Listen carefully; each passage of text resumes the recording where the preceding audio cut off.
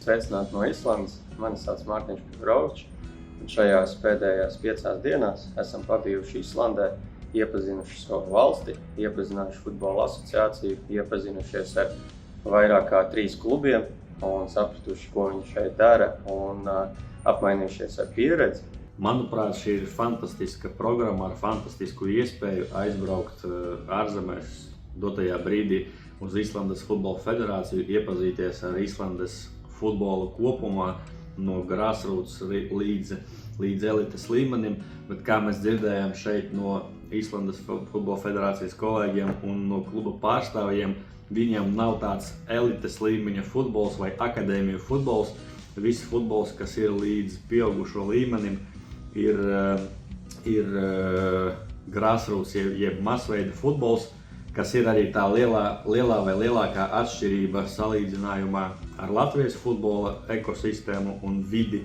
Braucot šādos pieredzes apmaiņas braucienos, mēs kā futbolā strādājošie cilvēki paņēmam ļoti daudz vērtīgu atziņu un pieredzes, bet pats svarīgākais ir jāsaprot, ir jāmēģina šo visu pieredzi un tās iegūtas zināšanas šeit pārnest uz mūsu valsti, uz mūsu futbolu un jāmēģina ieviest to labāko praksi, kas ir šeit mūsu futbolā.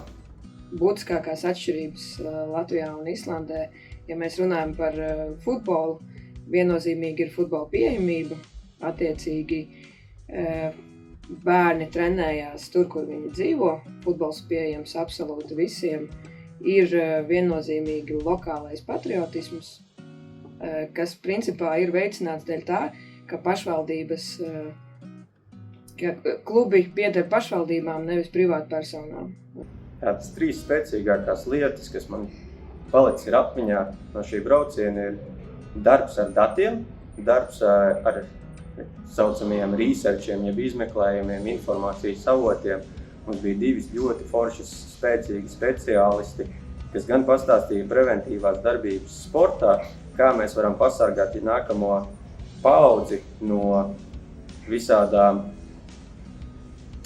lietām, kas noved mūs ne tajos ceļos, kā pieņemsim alkohols vai smēķēšana vai dažādas citādākas lietas, ko negribētos redzēt mūsu sabiedrībā tik ļoti. Un kā viņi, balstoties uz datiem, mainīja savu visu kustību valstī, sākot ar skolām, klubiem, municipalitātēm, beigās arī valstī,